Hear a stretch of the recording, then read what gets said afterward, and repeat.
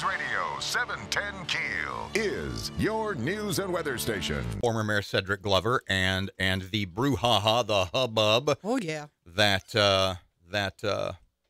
has come about the last couple of days. Mm-hmm. Okay, so we're talking about things that happened or didn't happen with potential tenants for the former GM plant. And when we went to break, you were talking about how well Dr. Woody Wilson had said with Caddo Parish, he had said when we had talked to him a few months ago, Mm-hmm. he said, I guess they bought the building for $7 million. 7.5.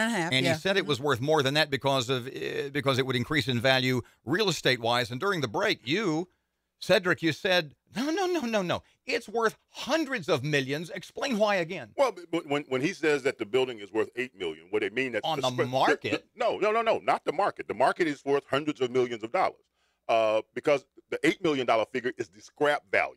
If you went in to just say we have no prospect of bringing jobs in, we have no prospect of doing anything with this facility that GM has spent close to $2 billion on in the last 15 years, and we're just going to go in and tear it down and scrap the copper, the aluminum, all the other stuff that's in the building itself, it's $8 million. So that's the scrap value. But if I'm going to build an auto plant. If you're going to build an automotive plant, that's part of what makes us such a great place to be in terms of having these conversations with folks like Land Rover, because we have in place right now a state-of-the-art automotive manufacturing facility specifically built to manufacture trucks and SUVs. Okay, so this Racer Group and Mr. Lichter, am I right so far?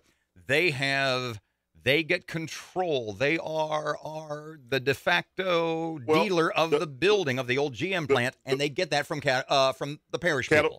Caddo Parish signed a lease agreement, purchased the building for $7.5 million from the Racer Trust, and in turn signed a lease with Stuart Lichter to give him what amounts to, because I still have not yet seen the actual lease agreement between the parish and the Industrial Realty Group. Isn't that public record? It should be. Okay, I want it. I'm going to go get it. It certainly should be. Okay. So what came first, Elio or Land Rover? Elio. Absolutely. Well, the whole way in which the Racer Trust and IRG pitched the reason as to why they should be the group to come in and have the lease for this facility is because we're going to bring Elio in. Yeah, basically, they're acting as an agent for the building, i.e., for the parish. Yeah, Elio will be our first tenant. We're going to go out and recruit and bring other folks in as well. Also, turns out that Stuart Lichter has an equity position in Elio, so he has interest there in terms of trying to make sure that it ends up having a chance to be successful. And then IRG, Stuart Lichter, was supposed to go out and find other tenants and what have you to bring in.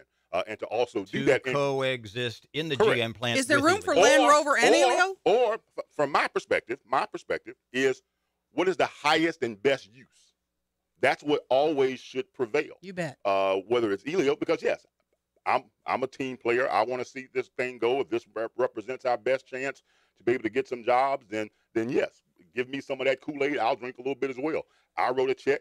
You bet. To Elio, I'm a license holder. Actually, can fit inside the vehicle. So in case folks doubt that. Nobody's ever asked that. Well, now, but so let's see if we can't all be together and move this thing forward. But as things begin to progress, it was problematic right from the beginning. But as they begin to progress, you begin to see that something here is wrong. Are you talking about Elio now?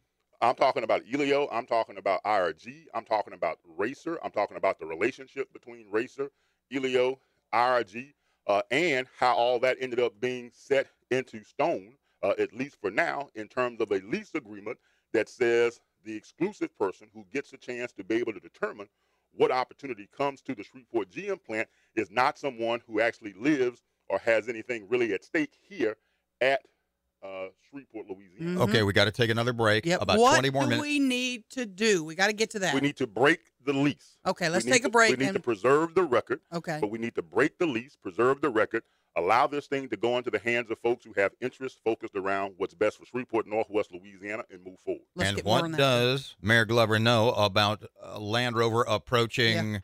Yeah. His blood pressure's up. Can you tell? I can tell yours is not where it should be. Mine's getting there too. So, as I stated earlier, don't answer now. When we come back, do you lay the fact that Land Rover is not in that building right now? do you lay that, as I stated, at the lap of Lichter? More with former Mayor Cedric Glover. Now, what did you say? Honeydew Cedric Glover. When we come back in just a couple of seconds.